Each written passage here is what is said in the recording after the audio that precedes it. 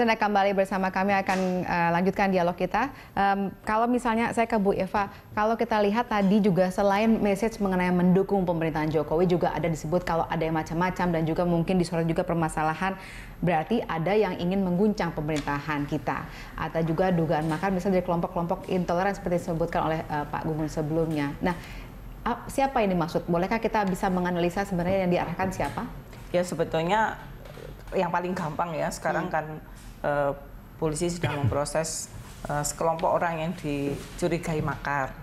Nah, kemudian juga delegitimasi terhadap Pak Jokowi pribadi.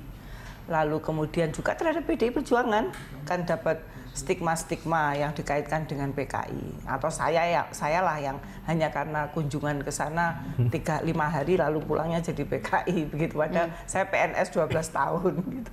Jadi itu yang tampaknya sistematik lah bagi kita ya. Apalagi kemudian ada juga pelatihan-pelatihan militer yang diberikan kepada kelompok intoleran. Ini kan jadi sesuatu yang menurut saya strong leadership with strong governance itu menjadi isu yang penting untuk saat ini karena berada di crucial point lah menurut saya. Tadi Bu Mega juga mengingatkan itu kan, high silent majority you speak up lah. Karena situasi Indonesia dalam bahaya karena ada tekanan tentang close ideologi dengan wataknya yang otoritarian ataupun totalitarian tadi seperti itu, anti dialog dan itu tentu berlawanan dengan Pancasila. Nah, kalau Pancasilanya sudah menjadi ancaman, ya seluruh yang ada dalam sistem itu menjadi ancaman. Dan siapa yang mengancam? Orang yang membawa agenda di luar sistem, Mbak. Jadi itu tadi kalau saya melihatnya, menurut saya Bu Mega sudah pada posisi tampaknya gemes yang luar biasa gitu loh. Nah, apalagi itu tadi ada korban yang dibawa ke tempat upacara kan tadi, Pak Widodo yang mengurus. Kalau kita bicara mengenai silent majority itu siapakah yang dimaksud dalam hal ini? Ya, silent majority itu orang-orang yang pro kepada sistem kita, tapi tidak memberikan aksi yang konkret. Hanya take it for granted, ini kan nanti akan seperti ini.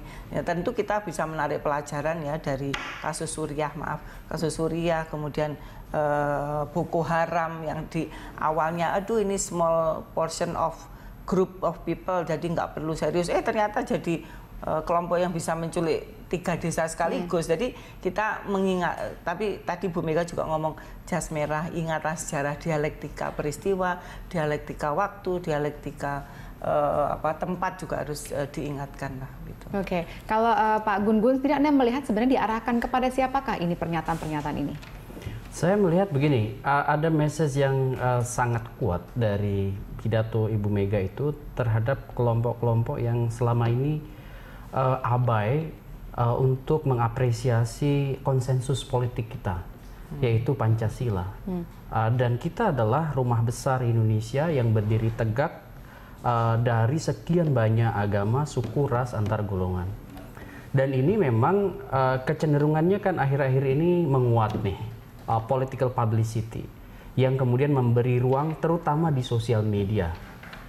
Begitu masif dan saya melihat ini juga eksesif ya, terutama terkait dengan wajah Janus media sosial yang kemudian memberi ruang bukan hanya mendiseminasi, tetapi juga melakukan publisitas, melakukan propaganda, dan sebagian diantaranya juga masuk di hacktivis ya, melakukan mengambil akun-akun yang sebenarnya dimiliki oleh orang yang sangat populer, kemudian dihack, kemudian seolah-olah memberi cool tweet atau kemudian timelinenya diisi oleh ucapan-ucapan yang intoleran.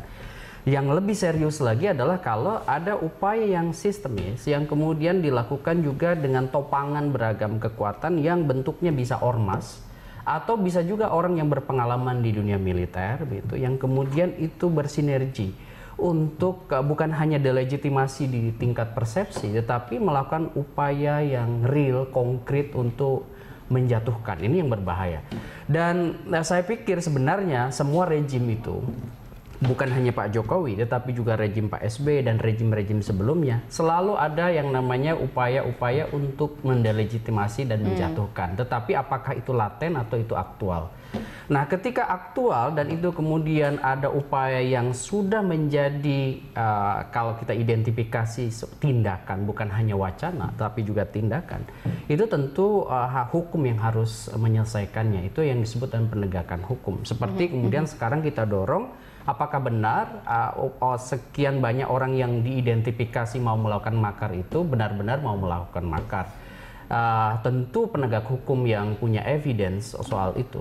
Tetapi bagi kita, bagi saya, bagi Mbak Eva, menurut saya penting untuk membicarakan ulang ya, bahwa partai, ormas, ataupun organisasi-organisasi keagamaan itu adalah rumah kebangsaan. Seperti topiknya PD Perjuangan. Jadi sebenarnya bukan khas PD Perjuangan, tapi bahwa rumah kebangsaan itu yang saya bilang, di situ ada spirit, ada ideologi, ada nilai yang menghargai yang disebut dengan semangat nasionalisme. Tadi Bu Mega bilang sebagai sosio-demokrasi, sosio-nasionalisme, dan ketuhanan. Dan itu adalah symbolic convergence kalau bahasanya Borman ya, Ernest Borman. Itu share group consciousness, ada kesadaran kelompok yang bisa dibagi bukan hanya antar warga partai, tetapi ini lintas ideologi, lintas organisasi, yaitu yang disebut dengan semangat kekitaan Indonesia. Nah, kalau udah bicara dalam titik simpul keindonesiaan, maka menurut saya semuanya harus larut untuk memperkokoh, menguatkan. Kalau kemudian ada orang yang berpikiran, entah itu karena romantisme masa lalu atau karena kepentingan politik yang sangat pragmatis, ingin kemudian membelokkan NKRI itu menjadi bentuk lain, misalnya entah itu khilafah kah, entah itu misalnya ingin membentuk negara Islam Indonesia kah, atau apapun lah. Saya mengatakan bukan hanya milik satu agama ya. Semua orang punya potensi untuk melakukan true claim, klaim-klaim kebenaran, dan itu menjadi kebenaran yang absolut dan menutup diri untuk melakukan dialog, apalagi kalau menurut saya sudah cross ya, melampaui kewenangan, contohnya misalnya melampaui konsensus politik kita bahwa kita ini menghormati keindonesiaan kita. Iya, kalau misalnya kita lihat memang tadi sering sekali disebut, misalnya juga tadi antara yang disebutkan kalau misalnya kalau Anda orang Islam bukan berarti harus jadi Arab, dan kemudian ada Kristen bukan berarti Yahudi. Nah, apa yang bisa kita baca di sini? Kalau itu sangat jelas ya. Menurut saya bahwa kita punya nation state, kita punya sejarah panjang Republik ini berdiri sejak Merdeka 45 dan bahkan sebelum itu.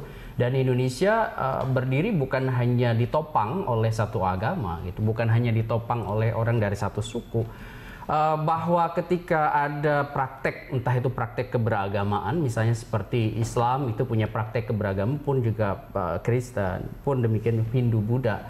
Toh kita punya kearifan lokal yang namanya Nusantara gitu. Jadi ini menurut saya yang harus dipahami secara wacana dan dipahami secara praktis. Jadi kesadaran diskursif ya. Apa yang disebut dengan kesadaran berwacana dan kesadaran praktis itu harus ada link yang terhubung. Itu yang saya sebut sebagai perpaduan antara message structure itu dengan sharing consciousness, yaitu di realitas kehidupan masyarakat, bahwa kita tidak bisa hanya mewacanakan Islam itu seperti praktik di Arab gitu. Tapi ada kearifan lokal yang kemudian justru menjadi jati diri Indonesia. Contoh misalnya NU mengenalkan yang disebut Islam Nusantara. Kemudian Muhammadiyah Islam berkemajuan atau saya lupa. Berkemajuan. Nah, ini kan menjadikan spirit nilai lokal, kearifan lokal itu menjadi utama itu. Tidak harus menjadi Arab, dan begitupun tidak harus menjadi India, tidak harus menjadi Yahudi gitu. Ibu Eva juga begitu? Itu tadi Ibu menjelaskan tentang bagaimana memaknai tentang ketuhanan yang Maha Esa. Jadi beragama itu, dan ini quote dari BK sih sebetulnya ya, bahwa beragama itu harus berkeadaban dan berbudaya supaya tidak ada egoisme. Karena kalau tidak berbasis pada budaya akan jadi ekstremis gitu, Bung Karno itu menjelaskannya. Jadi itu kemudian keluar itu tadi, kalau mau jadi Islam nggak usah jadi orang Arab, kita sudah punya Islam Nusantara kayak gitu, atau Islam kemajuan, atau kalau mau digandeng Islam Nusantara yang berkemajuan gitulah. Dan itu ada ciri khas kita, ada budaya kita dan seterusnya. Jadi itu yang diingatkan oleh Bu Mega tadi, kita ini bangsa yang semuanya berlandaskan kepada ketuhanan, tapi ketuhanan yang tidak egois, ketuhanan yang tidak maksain, menyeragamkan dan seterusnya. Itu tadi kenapa dia menjelaskan bahwa ketuhanan itu di dalam Trisila itu ada yang ketiga, bukan karena derajat kepentingan yang nggak penting, tapi justru itu melandasi tentang sosionasionalisme, melandasi tentang sosiodemokrasi tadi, dan itu pentingnya di sana gitu loh. Jadi penegasan saja bahwa beragama harus berbudaya, ada kemanusiaan, tidak boleh ada egoisme.